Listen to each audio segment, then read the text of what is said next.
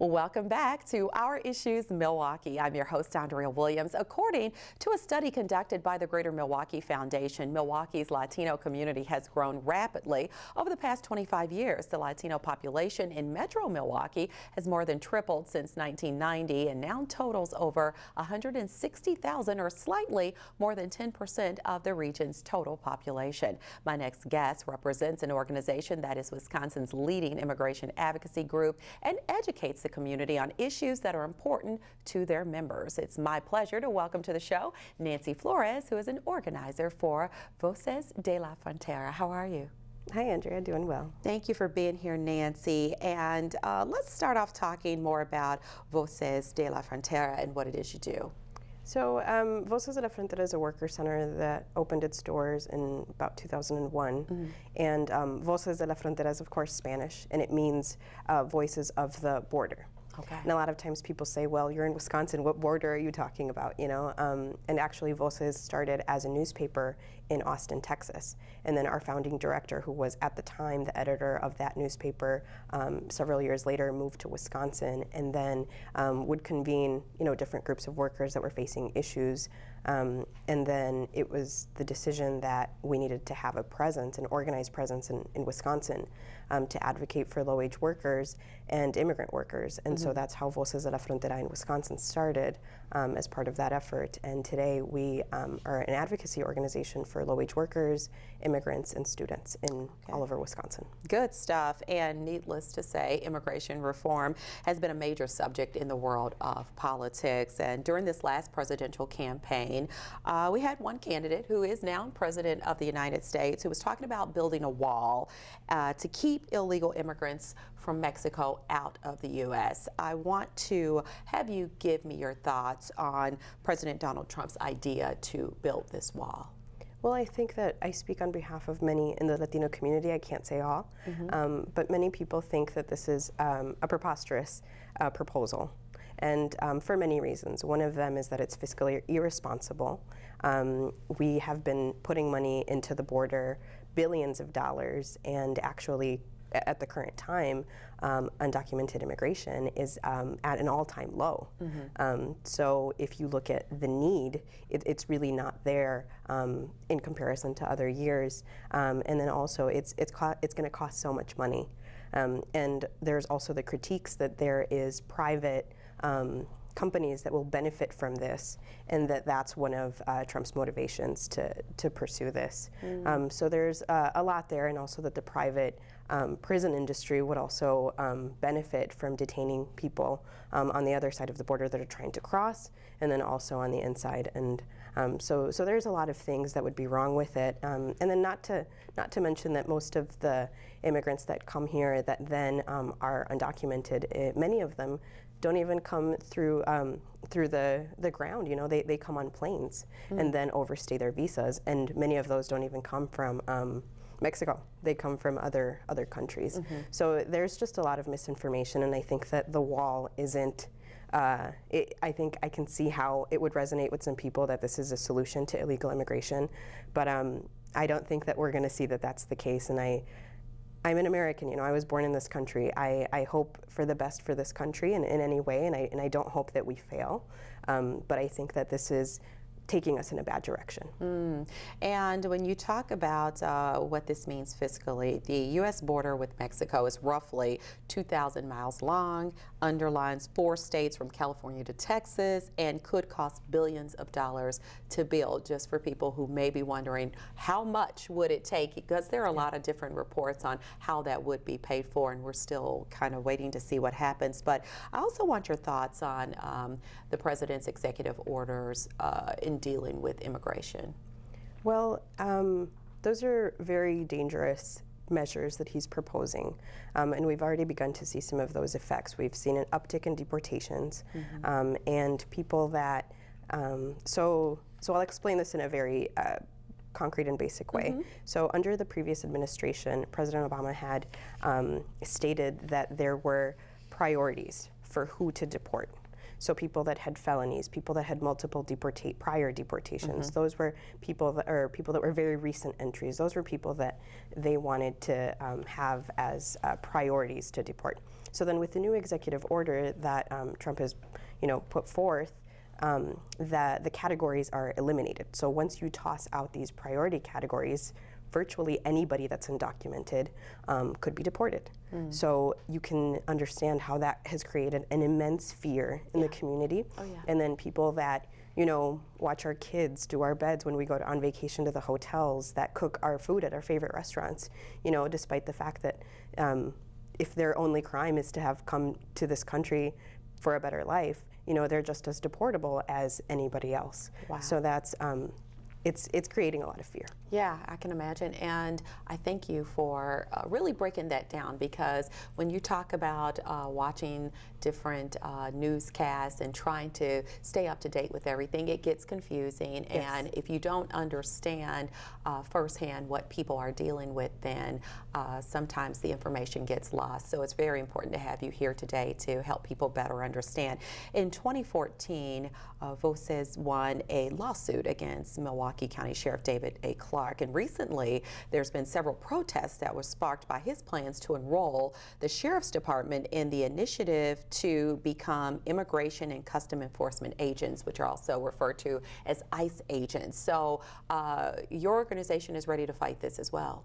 Absolutely, and if we just take a step back and look at overall in the United States, mass incarceration is an issue that's affecting many people, and I think that immigrants are seen as a cash cow. These are people that are easy to pick up, and there are very few protections. So if you look at private prisons, why would you open up a business to not have customers? You wouldn't, So then you look at different politicians, and Clark is one of them, that are looking at this as an opportunity for political motives, for whatever reason. But what this is doing, the day-to-day effect, is that it's terrorizing our communities. And 287G is a policy that was implemented in several counties, that is actually implemented currently in several counties across the country. But one of the most notorious ones is in Maricopa County, Arizona, where Sheriff Arpaio, after he certified or deputized his sheriffs, they took it upon themselves to be immigration and would, block off neighborhoods and just raid every house and take people. So when people hear about 287G, that's the image that comes to mind, that they'll just round people up left and right.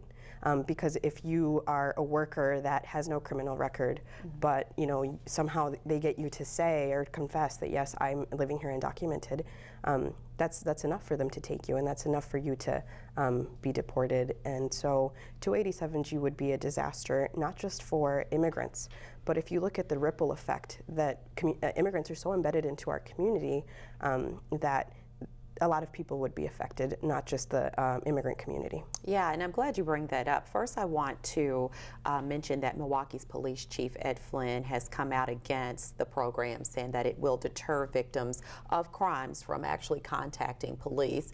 And then when you talk about the ripple effect of, people who would be affected by these such things, Voces recently held a session, and you are doing a statewide tour to make sure individuals are aware of their rights. And you were also behind the movement, A Day Without Latinos, to really drive home the point of how we in America, and you break it down city by city, state by state, we are a huge melting pot. But when you took that day to say, I'm not going to work and I'm going to protest in March, it gives people a better idea of how many people are part of that melting pot. Absolutely, and I think that we're not the only group in Wisconsin or in Milwaukee that has called for a rally or that has called for a march. And I think that all of these are important in shaping issues affecting us every day. But I think that when we call for a strike, a day without work, don't go to work, don't purchase, don't send your kids to school, the Latino community understands that this is because we're up against something that's really harsh. And I think that that's why you see the scores of thousands of people that do this. You know, it's not easy for a low-wage worker to take off work, you know, but they understand that one day that I take off work is going to affect me less than this policy going through, us showing no opposition, and then this being our reality. Wow. You make a great point, and I think something that's worth mentioning, you said thousands of people came out this past march and protest, and what was beautiful is that it was not just Latinos, it was people of different races, different religions who have come together and said, you know, right is right, wrong is wrong, and you have support from so many people across the board in dealing with this subject. Absolutely, and I think that that's what has made it different. I think that this is the first very, very large-scale mobilization that we've had since the new administration. And I think that what we're seeing is that for the first time, and I think that this is not unique to Milwaukee, but for the first time we're really seeing, for the first time in a long time I should say, we're seeing that a lot of different communities are coming together to denounce these policies and these attacks. So it's wonderful. Yes, in that sense it is. And this is a good time. I think you've already done an outstanding job in painting the picture of the type of fear that some of these proposals and executive orders have placed on Latino families. But you hear people talk about dreamers, which would be young people who live here in America and are children of undocumented immigrants, but they say dreamers won't be deported. But how much pressure is it on a young person that their loved ones could be? Yeah, I'll tell you something a little bit personal. My best friend, who I've known since the 3rd grade, we grew up in Walworth County, so about an hour south of here. She is one of these dreamers. So she was brought here when she was about 4 years old. She was born in Mexico, and she was brought here when she was very, very small. And she doesn't have legal status. So then under the Obama, but also doesn't have legal status, but had no say in whether she came here or not, right? So then now under the previous administration, President Obama had passed something called, through an executive order, it was called Deferred Action for Childhood Arrivals, or DACA. DACA, and what this did was that if you had met certain requirements, meaning like you didn't have a criminal record and you had graduated from a U.S. high school or discharged honorably from the military, that you would be able to qualify for a work permit, exemption from deportation. All the meanwhile, you continue to be a law-abiding person, and with that, you would be able to work and be here legally, and then this would be renewable for 2 years. So then this essentially gave people the opportunity to be here legally and to work legally.